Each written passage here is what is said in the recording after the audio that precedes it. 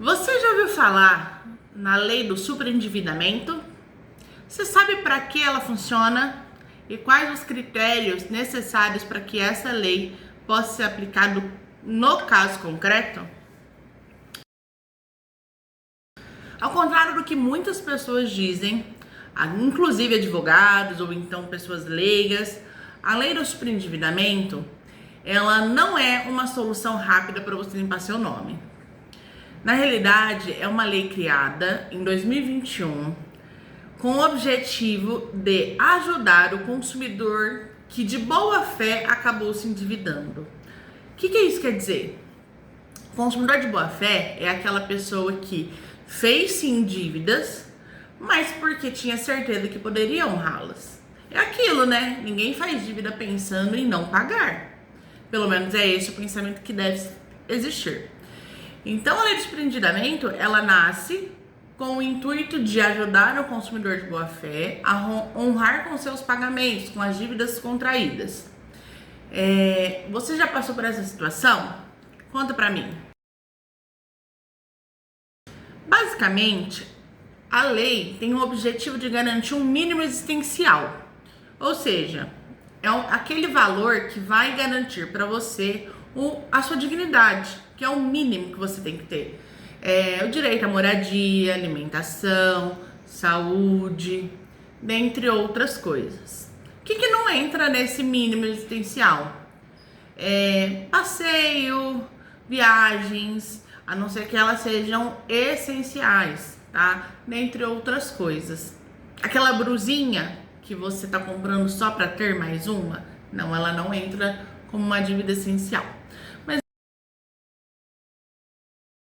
as dívidas que entram na lei do superendividamento são aquelas dívidas que a gente contrai e a gente tem a expectativa de pagar, a gente tem o interesse de pagar e acaba não pagando por conta de algum inconveniente, algum imprevisto, de alguma situação que às vezes foge ao nosso controle. Por exemplo, dívidas de consumo, como cartão de crédito, empréstimos bancários, crediários, contas de água, de luz, telefone e algumas outras. Não existe uma lista que de forma específica fala essas aqui são as que são englobadas na lei do superendividamento.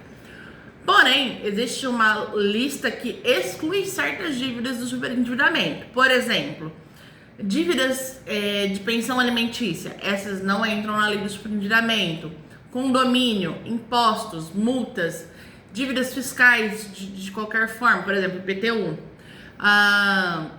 financiamentos de itens de luxo, por exemplo, carros importados, viagens internacionais, iates, prestações habitacionais também não entram na lei do superendividamento. Você sabia disso? Pois é, muita gente acaba procurando aqui o escritório porque está super endividado, mas dentre as dívidas que apresenta, a maior parte está ali no financiamento imobiliário, no condomínio, no IPTU, às vezes a mensalidade do filho da escola. Então, por isso precisa de uma análise detalhada. Mas claro que nem tudo são flores, não é mesmo? Primeiro que não são todas as dívidas, como a gente já falou, que entram na lei do superendividamento. Segundo, é uma lei nova, então os tribunais, de forma geral, eles estão entendendo ainda como isso deve ser aplicado. E cada tribunal passa a ter um entendimento sobre a lei. Enquanto isso não for uma coisa mais comum, vai ficar assim. Aqui no estado de São Paulo, um entendimento, no Paraná outro, em Goiás outro, e assim sucessivamente. Não tem essa uniformização. Segundo, não são todos os credores que aceitam a proposta do consumidor para fazer o pagamento. E tá tudo bem.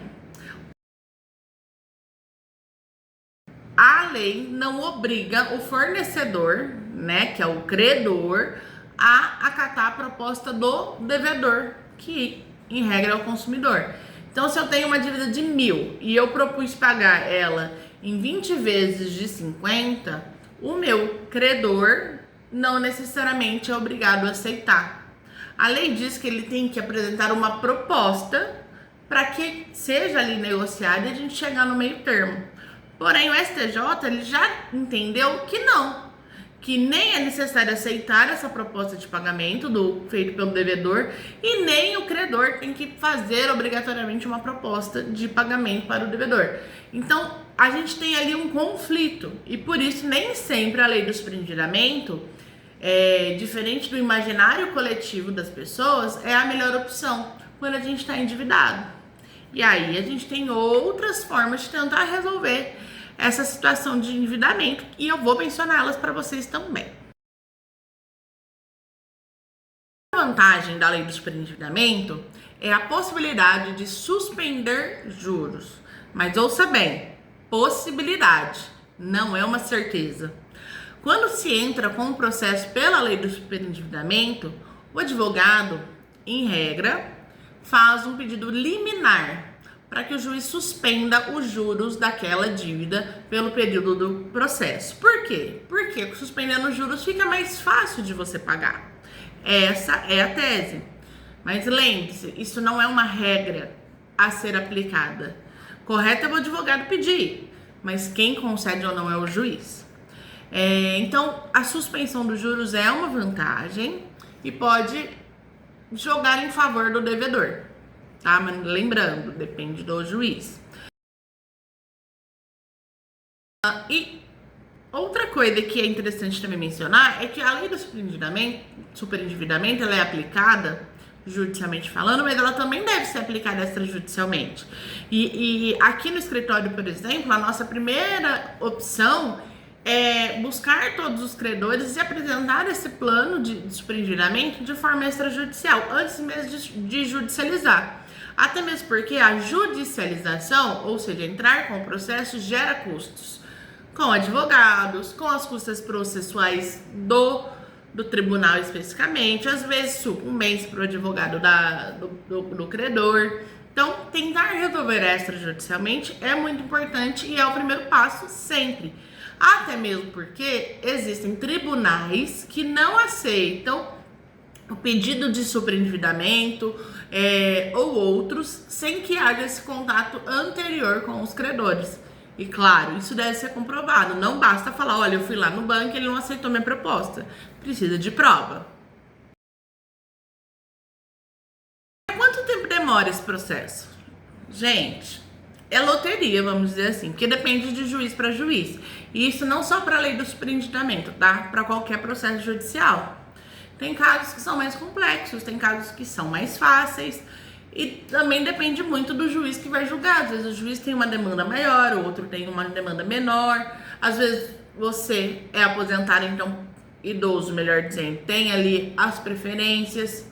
Tudo isso é muito relativo. Não dá pra gente falar, ó, em um ano isso tá resolvido, tá?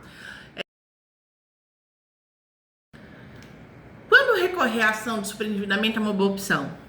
Quando você, obviamente, está superendividado e que não está sobrando para você nem o mínimo.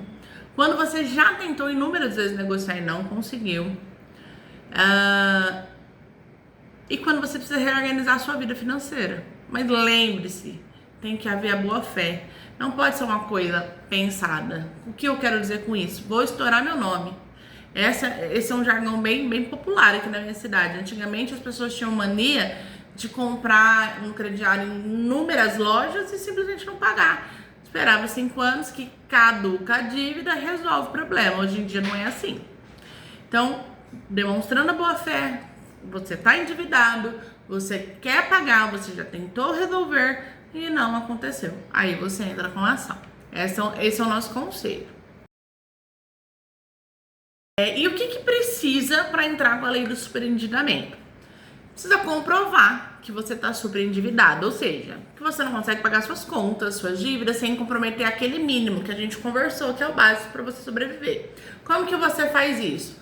Com os contratos, com os extratos, com o relatório do Serasa, do SCPC, do cartório, que tem as dívidas negativadas apontadas lá, com as propostas eventuais que você recebe dos seus credores, dos e-mails de cobrança e por aí vai. Tem inúmeras formas de a gente provar suas dívidas, certo? Conta, ela é uma coisa, entre aspas, física, você consegue provar. RG, CPF, comprovante de endereço, comprovante de renda, se você declarar imposto de renda ou imposto de renda, os extratos, os cupons fiscais daquilo que você gasta no mercado, com luz, com água e tudo mais. Que a gente precisa fazer ali primeiro a prova do que é o básico para você. Segundo, quanto você ganha. Terceiro, o que você tem comprometido, que são as suas dívidas. Procure os credores, tente conversar com eles. É aquilo que a gente já falou. O extrajudicial sempre vem primeiro. O administrativo, a conversa, a tentativa de resolver. Você não precisa fazer isso diretamente caso você ache que não consegue. Procure algum advogado da sua confiança, procure o Procon, ou então, hoje em dia a gente tem aí na internet o site consumidor.gov que pode te ajudar também. Agora, aqui fica um alerta. Cuidado com o que você acaba assistindo nas redes sociais que fala como conseguir 90% de desconto na sua dívida. Não pague. Gente, isso não é boa fé. Boa fé é tentar resolver. Claro que no Brasil a gente vê, né, é fato, que quem deve acaba tendo mais vantagem de quem não deve, né, aquele que paga certinho. Mas isso não é boa fé. E se a gente continuar nesse ciclo, as coisas não mudam. Então, esse é o nosso conselho, nossa orientação de hoje. E se você tiver dúvidas, pode mandar aqui pra gente. Se você conhece alguém nessa situação de superendividamento, por favor, compartilhe o nosso vídeo e curta também para que outras pessoas, quando pesquisar esse tema, nos encontrem. Se foi bom para você, pode ser bom para outro também.